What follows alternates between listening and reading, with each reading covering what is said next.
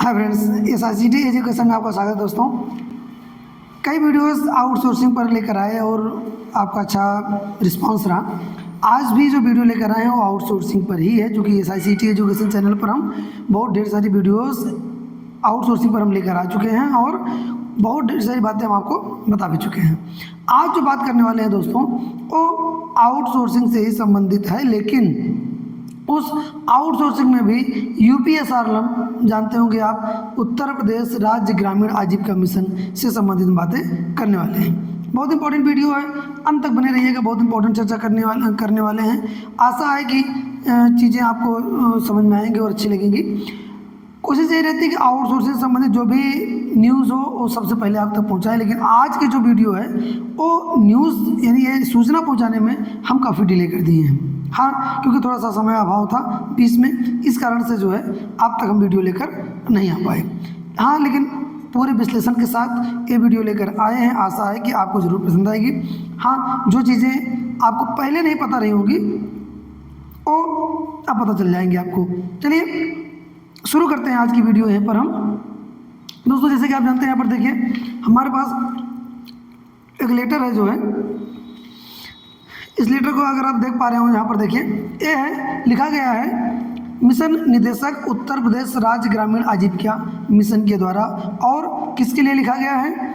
संयुक्त सचिव ग्रामीण विकास मंत्रालय, भारत सरकार, नई दिल्ली। ये पूरा हमने जो है आज हम बात करने वाले हैं, जो UPSRLM के लिए नई HR पॉलिसी की बातें की जा रही हैं उससे संबंधित जो ड्राफ्ट तैयार करके मिशन निदेशक ने भारत सरकार को भेजा है। उसमें क्या क्या नई चीज़ें हैं, क्या घटाया गया है, क्या बढ़ाया गया है, उस पर आज हम बात करने वाले हैं। वीडियो थोड़ा बड़ी बनेगी, बने रहिएगा अंत तक तो ताकि पूरी बातें आपसे हो सकें और आप पूरी बातें जान सकें। वैसे आशा है कि PDF आप तक पहुँच चुका होगा, आप पढ़ भी चुके होंगे, लेकिन जो तथ्य हैं उसको पढ़ चुके होंगे, लेकिन जो उसका एनालिसिस है वो आप नहीं किए होंगे।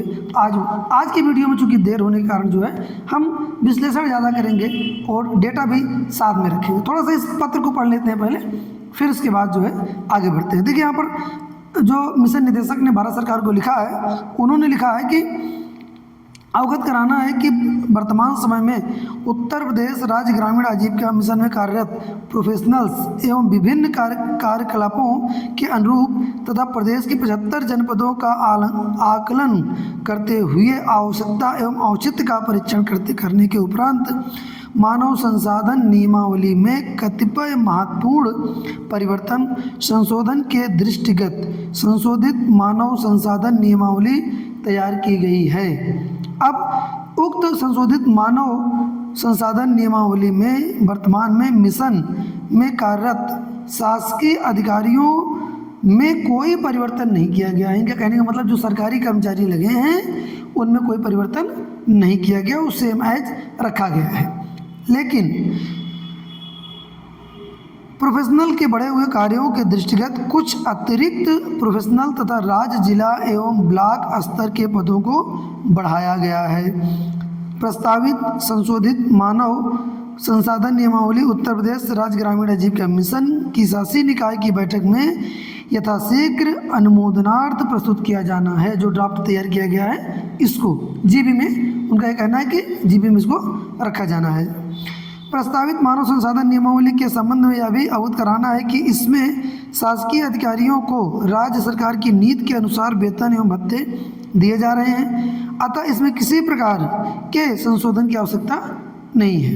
यानी जो भी सरकारी कर्मचारी हैं उनको जो भी वेतन भत्ते पा रहे हैं वो राज्य सरकार के जो वेतन और भत्ते का नियमावली है उसके अनुसार पा रहे हैं।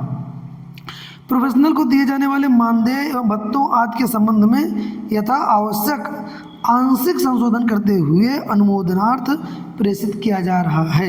यानी कहने का मतलब ये हो गया कि जो प्रोफेशनल्स हैं, आउटसोर्सिंग स्टाफ है, उसके वेतन और भत्ते में, चूँकि आप जानते हैं 2018 से लेकर अभी तक UPSRLM के किसी भी कर्मचारी का कोई भी वेतन बढ़ा नहीं है। हम शासकीय की बात नहीं कर रहे हैं, जो आउटसोर्सिंग स्टाफ है हम उनकी बात कर रहे हैं। यानी आउटसोर्सिंग स्टाफ के जो भी वेतन और भत्ते 2018 में थे वो वेतन और भत्ते आज भी हैं। आपको पता ही है कि कई बार ये लोग हड़ताल भी कर चुके, कई बार जो है हड़ताल में शामिल रहे, वेतन भी कटवा दिए, लेकिन फिर भी कोई भी परिवर्तन नहीं हुआ। तो अब देखना यह है कि नए HR पॉलिसी के तहत क्या कुछ हो सकता है, कितनी बार ड्राफ्ट तैयार हुआ, कितनी बार जीबी में रखा गया, कितनी बार क्या चीज़ें हुई, लेकिन कुछ भी परिवर्तन नहीं हुआ। चूँकि मिशन निदेशक के द्वारा भारत सरकार को ये लिखा गया है, तो इसलिए हो सकता है कि एक आशा जगे। चलिए हम थोड़ा सा देख लेते हैं यहाँ पर जो है कि कितने कितने कर्मचारियों की आवश्यकता कहाँ कहाँ पर है, किस किस लेवल पर। हम बात करेंगे आज स्टेट मिशन मैनेजमेंट जो यूनिट है वहाँ से लेकर फिर डिस्ट्रिक्ट और फिर ब्लॉक मिशन। चूँकि ज़्यादा स्टाफ जो होता है ब्लॉक पर ही होता है, तो इसलिए ज़्यादा फोकस हमारा ब्लॉक पर ही होगा कि ब्लॉक पर क्या चेंजेस किए गए हैं। लेकिन फिलहाल देख लेते हैं पूरा जो है स्ट्रक्चर ही, थोड़ा वीडियो जरूर बड़ी बनेगी लेकिन बातें पूरी करेंगे हम। दोस्तों आपको बताना चाहेंगे जैसे कि स्टेट मिशन डायरेक्टर SMD जो हैं एक रहेंगे, जैसे कि आपको पता है इस समय दीपा रंजन है, तो वह जो मिशन की डायरेक्टर हैं तो एक पोस्ट उसके रखा गया है। और AMD एक होंगे, ज्वाइंट मिशन डायरेक्टर एडमिन की एक, लाइवलीहुड की एक और प्रोग्राम के एक, टोटल मिलाकर 3 रखे जाएंगे। इसके लिए chief finance and account officer एक रखे जाएंगे, सीनियर मिशन मैनेजर एक, मिशन मैनेजर 3, जूनियर असिस्टेंट एक, इन टोटल मिलाकर 5 अधिकतम रखे जा सकते हैं। अकाउंटेंट एक, सीनियर असिस्टेंट 2, यानी टोटल 3। इस तरीके से देखा जाए तो टोटल 14 पोस्ट की डिटेल यहाँ पर इसमें दी गई है।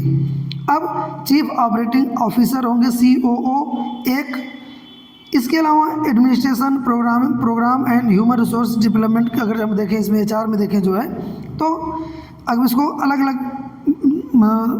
कैटेगरी वाइज दिया है इन्होंने जो है, तो स्टेट मिशन मैनेजर HR के एक, उसके अलावा mission manager admin HR staff training and development के 3 रखेंगे, और mission executive all admin HR एक, RTI के लिए भी इन्होंने एक रख लिया है, यानी टोटल 5 रखेंगे। लीगल ऑफिसर एक रखेंगे, मुकदमा वगैरह लड़ने के लिए भी रखेंगे, तो टोटल 10।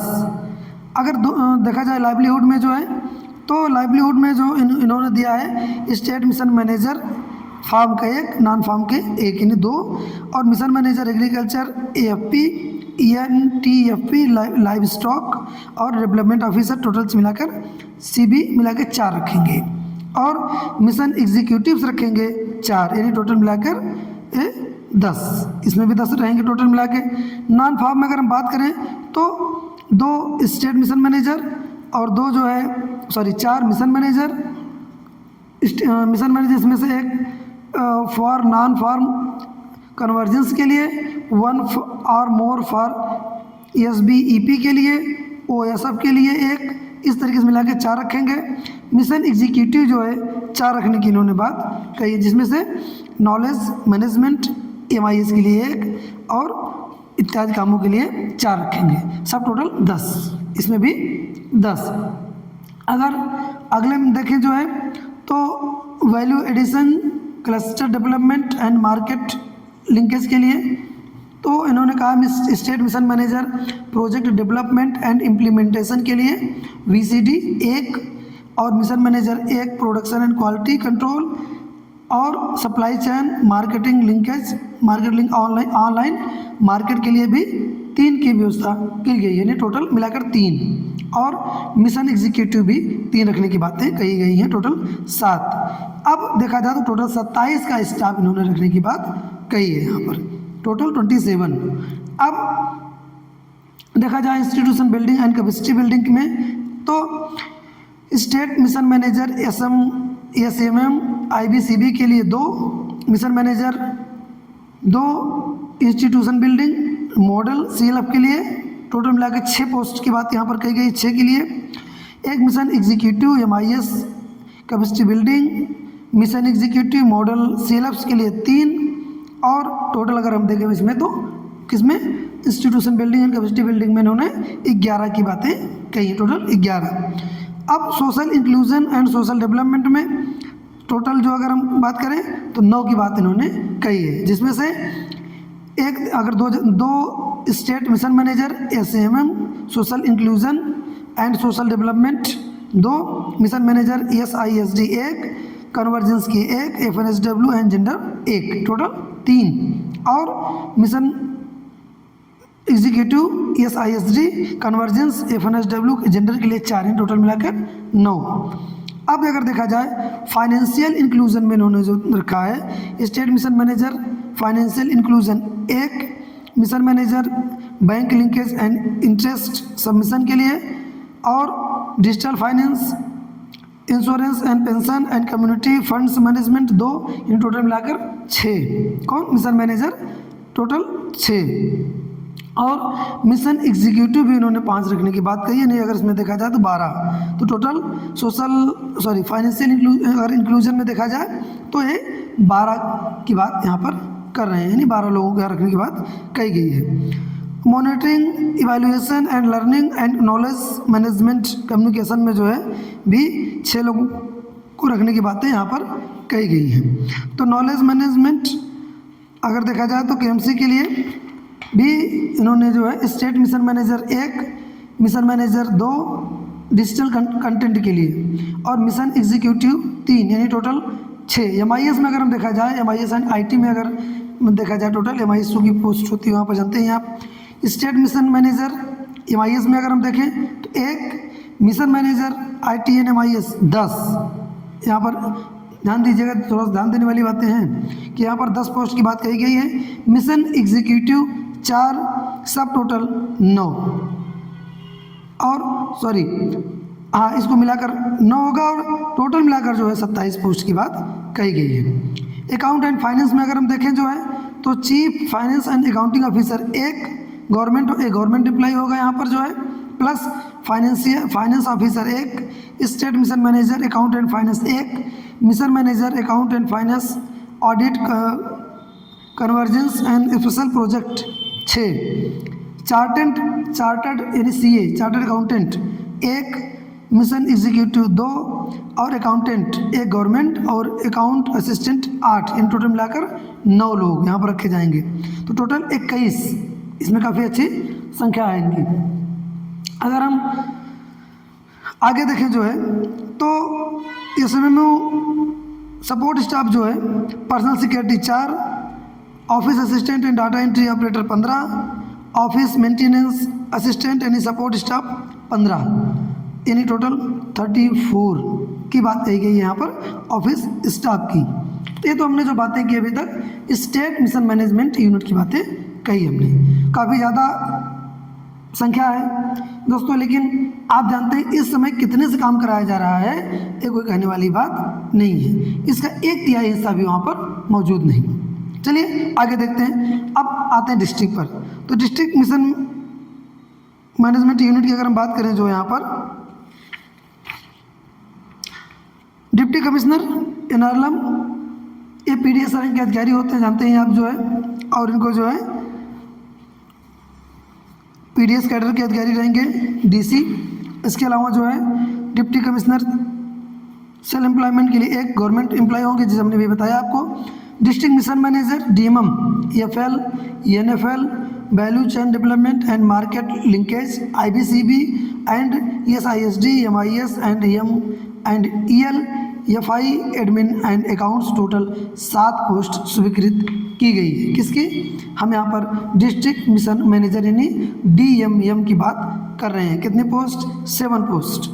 यंग प्रोफेशनल यानी YP जिसको कहते हैं, farm, non farm, IBCB and ESISD marketing के लिए 3 पोस्ट रखी गई है। Data entry operator DEO, MIS assistant जो है 3 पोस्ट रखी गई है। अकाउंट असिस्टेंट 1, यानी जो अकाउंट असिस्टेंट भी होते हैं इस समय भी हैं तो 1 रखें। टोटल 15 लोगों का स्टाफ जो है जिले पर रखने की बात यहाँ पर कही गई है। टोटल 15। तो कितना अच्छा सुनने में लग रहा होगा कि 15। कितने जिले ऐसे हैं जहाँ पर 5 भी नहीं है, 3 भी नहीं है, तो अब कैसे काम चल रहा होगा अब आप समझ सकते हैं। अगर हम ब्लॉक मिशन मैनेजमेंट यूनिट की बात करें तो वीडियो तो पता ही है कि हर ब्लॉक में वीडियो होते ही हैं, ADO या सीनियर BMM। अब जैसा कि आप जानते हैं इस समय भी जो ISB हैं उनको सीनियर BMM के रूप में प्रमोट कर दिया गया है। प्रमोट क्या कर दिया? उनको चार्ज दे दिया गया है, यानी उनको सीनियर BMM बना दिया गया है। अब उसमें भी बहुत ढेर सारी समस्याएं आ रही हैं, तो इसलिए आगे उस पर हम बात करते हैं। जो अभी पोस्ट की बात कर लेते हैं। Block mission manager FL, NFL, value chain development and market linkage, IBCB and SISD, MIS and M and EL और एफआई। टोटल 5 पोस्ट की बात कही गई है। अकाउंट असिस्टेंट भी होंगे एक ब्लॉक पर, डाटा एंट्री ऑपरेटर कम एमआईएस असिस्टेंट होंगे एक ब्लॉक पर ही, क्लस्टर कोऑर्डिनेटर्स 4 चूँकि एक ब्लॉक को 4 भागों में बांटा जाता है तो एक एक क्लस्टर कोऑर्डिनेटर एक एक क्लस्टर में होंगे। अब ध्यान दीजिए कि एक ब्लॉक पर 13 पोस्ट की बात यहाँ पर कही गई है। कितने पोस्ट की? 13। और वर्तमान समय में अगर देखा जाए तो एक एक ब्लॉक ऐसे ऐसे जहाँ पर 1 या 2 स्टाफ या 3 स्टाफ से ज़्यादा नहीं है। अब आप समझिए कि कितनी खराब कंडीशन में इस समय यूपीएसआरएम चल रहा है और ये पॉलिसी खेल रहे हैं। चलिए आशा करते हैं कि आगामी समय में 13 पोस्ट भरी जाएगी। फिलहाल के लिए अभी तो यही कंडीशन है जो हमने आपको बताया है। इसके अलावा अब देखा जाए आउटसोर्सिंग स्टाफ समरी। अब ध्यान दीजिए क्योंकि आउटसोर्सिंग की मैटर है तो यहाँ पर समरी देख लेते हैं। जो आउटसोर्सिंग होंगे स्टेट मिशन मैनेजर एसएमओ में स्टेट पर जो होंगे टोटल वहाँ पर जो है देखा जाए अगर हम देखें यहाँ पर टोटल चीफ ऑपरेटिंग ऑफिसर, यहाँ पर हम आउटसोर्सिंग की बात कर रहे हैं दोस्तों। जो आउटसोर्सिंग के स्टाफ होंगे COO chief operating officer 1, state mission manager 16, mission manager 46, mission executive 42, legal officer consultant 1, finance officer 1, chartered accountant 1 और अकाउंट असिस्टेंट 8 और स्टाफ ऑफिसर फॉर एसएमडी 1। इसके बाद पर्सनल सिक्योरिटी एसएमडी की 1, मिशन एग्जीक्यूटिव 1, स्टोनो या typist 2, personal security 4, office assistant and data entry operator 15, office maintenance assistant support staff 15, यानी total देखा जाए तो 155 लोगों का स्टाफ यहाँ पर रखा गया है। किसकी बात कर रहे हैं हम? ये मिशन जो स्टेट के ऑफिस है वहाँ की हम बात कर रहे हैं। अगर हम डीएमएमओ में देखें जो डिस्ट्रिक्ट की ऑफिस होगी वहाँ पर अगर हम बात करें तो डीएमएम की पोस्ट 7, यंग प्रोफेशनल की 3, डीईओ एमआईएस असिस्टेंट की 3, अकाउंट असिस्टेंट की 1, टोटल 14 लोगों का स्टाफ यहाँ पर रखा गया है। अगर हम ब्लॉक की बात करें तो block mission manager senior block mission manager 1, block mission manager 5, account assistant 1, data entry operator and MIS assistant 1, cluster coordinators 4, into total 12 लोगों की यहाँ पर पोस्ट रखी गई है। किसकी बात कर रहे हैं हम? यहाँ पर ब्लॉक की बात कर रहे हैं। तो टोटल देखा जाए तो स्टेट में जो 169 लोगों की पोस्ट, डीएमएमयू में 15 और बीएमएमयू में 13 लोगों की पोस्ट जो है टोटल स्वीकृत है। लेकिन अभी भी आप समझ रहे हैं कि एक लोग काम कर रहे हैं। अब आप समझिए 13 लोगों का काम अगर एक आदमी करेगा तो कैसे रह पाएगा। अब यहाँ पर थोड़ा सा रिपोर्टिंग इन्होंने दिया है कि कौन किसको रिपोर्ट करेगा। तो डीएमएमयू शुरू करते हैं। यहाँ पर हम जो है सीडीओ एसएमडी एएमडी को रिपोर्ट करेंगे, डीसी एनआरएलएम के जो है एसएमडी एएमडी सीडीओ या जेएमडी को रिपोर्ट करेंगे। डीएमएमयू मेंबर्स जो है डीसी एनआरएलएम या सीडीओ को रिपोर्ट करेंगे और वाईपी जो हैं यानी यंग प्रोफेशनल्स वे डीएमएम को रिपोर्ट करेंगे। अगर हम ब्लॉक की बात करें तो ब्लॉक मिशन ब्लॉक डेवलपमेंट यानी जो बीडीओ हैं वो डीएम सीडीओ डीसी एनआरएलएम को रिपोर्ट करेंगे। असिस्टेंट डेवलपमेंट ऑफिसर एडीओ यानी senior BMM DM CDO DC NRLM या बीडीओ को रिपोर्ट करेंगे। Block mission manager DC NRLM BDO और एडीओ या डीएमएम को रिपोर्ट करेंगे। क्लस्टर कोऑर्डिनेटर्स जो हैं वो बीडीओ को एडीओ को या बीएमएम को रिपोर्ट करेंगे। दोस्तों ये तो बात हुई पोस्ट की। अब आप मेन मुद्दे पर अब पहुँचे हैं। मेन मुद्दा क्या है? वो है सैलरी। तो चलिए यहाँ पर देख लेते हैं कौन कौन सी पोस्ट है, उनकी सैलरी कितनी है और क्या क्वालिफिकेशन उसमें मांगा गया है।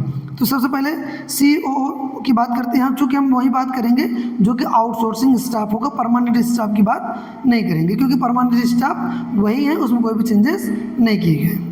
तो सीईओ जो है post graduate degree in rural management social science या आरडी 15+ सालों का एक्सपीरियंस इसमें मांगा गया है। 1,60,000 से लेकर 2,50,000 सैलरी इसमें रखी गई है। अगर हम फाइनेंस ऑफिसर की बात करें तो इसमें MBA फाइनेंस MCOM मांगा गया है। 5+ year experience post qualification relevant experience होना चाहिए। 45,000 से 70,000 रुपये के बीच में इसमें सैलरी रखी गई है। अगर हम स्टेट मिशन मैनेजर की बात करें, पोस्ट ग्रेजुएट डिग्री होनी चाहिए यहाँ पर। 7+ ईयर्स एक्सपीरियंस होना चाहिए। 1,25,000 से 1,75,000 रुपये के बीच में सैलरी रखी गई है। Mission manager post graduate degree 5+ year experience इसमें होना चाहिए। 70,000 से 1,00,000 रुपये के बीच में सैलरी रखी गई है। मिशन एग्जीक्यूटिव की बात करें हम, पोस्ट ग्रेजुएट डिग्री, इसमें 36,000 से 75,000 रुपये के बीच में रखा गया है। District mission manager post graduate degree 3+ years relevant experience होना चाहिए। 63,000 से 97,500 रुपये इसमें रखा गया है। चूँकि अभी आप 45,000 से समझ सकते हैं कि 45,000 से 63,000 यहाँ पर पहुँचाया गया। लेकिन देखो कि क्या होता है, अभी फ़िलहाल तो ये सब मुंगेरी लाल के हसीन सपने ही हैं। सीनियर बीमम जो है पोस्ट ग्रेजुएट, इसमें भी मांगा गया है क्वालिफिकेशन 2+ ईयर्स एक्सपीरियंस होना चाहिए। ठीक है। अगर आउटसोर्सिंग पर रखे जाएंगे तब 40,000 से 60,000 रुपये के बीच में सैलरी मिलेगी। इसके अलावा ब्लॉक मिशन मैनेजर जो हैं, पोस्ट ग्रेजुएट डिग्री यानी PG होना चाहिए, 2 साल का एक्सपीरियंस। 35,000 से लेकर 50,000 रुपये के बीच में यहाँ पर इन्होंने कहा है। अब देखना है कि कहाँ तक पहुँच पाते हैं। YP की अगर हम बात करें तो 25,000 रुपये YP को यहाँ पर दिया जाएगा। जो पिछली HR पॉलिसी आई थी उसमें इन्होंने कुछ रिवाइज कर दिया है। अब इसके बाद जो है अगर हम देखें, account assistant state and district level के मास्टर डिग्री इन कॉमर्स होना चाहिए। 3 साल कम से कम एक्सपीरियंस होना चाहिए। 36,000 से 60,000 रुपये के बीच में यहाँ पर सैलरी की बात कही गई है। इसके बाद डाटा एंट्री ऑपरेटर कम MIS असिस्टेंट स्टेट और डिस्ट्रिक्ट लेवल पर ग्रेजुएट के साथ साथ CCC नीलेट से होना आवश्यक है। इसमें 25,200 से लेकर 32,500 रुपये तक की बात कही गई है सैलरी की। Data entry operator come MIS assistant graduate and CCC certificate from नीलेट 16,800 से 23,400। अकाउंट असिस्टेंट ब्लॉक लेवल की अगर हम बात करें तो इसमें मास्टर डिग्री इन कॉमर्स 2 साल की एक्सपीरियंस होना चाहिए। 16,800 से 23,400 रुपये तक की सैलरी रखी गई है। क्लस्टर कोऑर्डिनेटर की बात करें तो ग्रेजुएट इफ फ्रॉम कम्युनिटी 10+2 2 साल का एक्सपीरियंस होना चाहिए। 20,000 से 35,000 रुपये सैलरी रखी गई है। इसके अलावा ऑफिस मेंटेनेंस असिस्टेंट की बात करें 8 पास होना चाहिए। इसमें 12,500 से 16,500 रुपये के बीच में रखा गया है। तो दोस्तों ये बात रही अभी तक सैलरी की, यानी कितनी किसको किस किस पोस्ट पर सैलरी मिलेगी। अब हम बात कर लेते हैं यहाँ पर जो है, हाँ एक चीज़ उन्होंने और लिखा है कि इंक्रीमेंट जो होगा तो ज़रूरी नहीं कि हर साल हो। उन्होंने इसीलिए इसमें मेंशन कर दिया कि इंक्रीमेंट तभी होगा जब मिशन के पास पैसे होंगे, मिशन अच्छी कंडीशन में होगा और फ़ायदे में होगा तब। अदरवाइज जो है यहाँ पर इंक्रीमेंट भूल जाइए। तो कुल मिला के इन्होंने जो है, अब TA की बात कर लेते हैं, ट्रेवलिंग जो अलाउंस मिलता है उस पर। डिस्ट्रिक्ट के जो लोग हैं 3,500 रुपये 15 दिन फील्ड विजिट होगी। ब्लॉक स्टाफ की बात करें तो 2,500 रुपये 20 दिन फील्ड विजिट रखा गया है, यानी 2,500 रुपये पर मंथ 20 दिन के लिए। किसके लिए? ब्लॉक लेवल के लिए। इन्होंने तो अभी यहाँ भी लिख दिया है, ये भी चीज़ें लिखी हुई है इन्होंने कि भैया आप एक 4 व्हीलर गाड़ी भी हायर कर सकते हैं। देखिए यहाँ पर इन्होंने इसको मेंशन किया है प्रॉपर तरीके से। तो अब आप समझ सकते हैं यहाँ पर बाइक से तो शायद बाइक का पैसा मिलने वाला नहीं, तो आप 4 व्हीलर से क्या दौड़ ही पाएंगे। ठीक है ना। तो इस तरीके से जो है काफ़ी चीज़ें इन्होंने मेंशन कर दी है इसमें। चूँकि ये भारत सरकार को भेजी गई HR पॉलिसी है तो इसमें थोड़ा सा जो है अंतर रहेगा ही फील्ड में और इसमें। चलिए लीव की बात कर लेते हैं कि कितनी छुट्टी मिलनी है। ठीक है।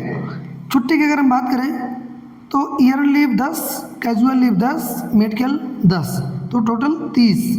इन्होंने कहा कि जो भी छुट्टी है उसको आप एक बार में नहीं ले सकते, यानी 6 महीने के अंतराल पर जैसे 10 हैं तो 5 पहले 6 महीने में और 5 अगले 6 महीने में लेना है आपको। 3 दिन तक अगर आप मेडिकल लीव लेंगे तो आपको जो है सीएमओ से या किसी और अन्य से मेडिकल नहीं प्रस्तुत करना पड़ेगा, लेकिन अगर 3 दिन से अधिक ले रहे हैं तो आपको प्रस्तुत करना ही पड़ेगा। ठीक है। इसके अलावा इन्होंने कहा कि जो ईयर लीव है अगर बची हुई है तो उसको अगले 6 महीने तक कैरी फॉरवर्ड कर सकते हैं, ले जा सकते हैं, कोई विशेष। और हाँ, छुट्टी देने का जो अधिकार है इन्होंने बदल दिया। छुट्टी देने का अधिकार ये है कि डिस्ट्रिक्ट लेवल पर डीसी एनआरएलएम देंगे छुट्टी, ब्लॉक लेवल पर बीडीओ देंगे छुट्टी, और स्टेट पर तो आपको पता ही है कि जो वहाँ पर एमडी होंगे जेएमडी होंगे वो छुट्टी देंगे। तो इस तरीके से जो मोटी मोटी बातें थी इस एचआर पॉलिसी को हमने आपको बताया है।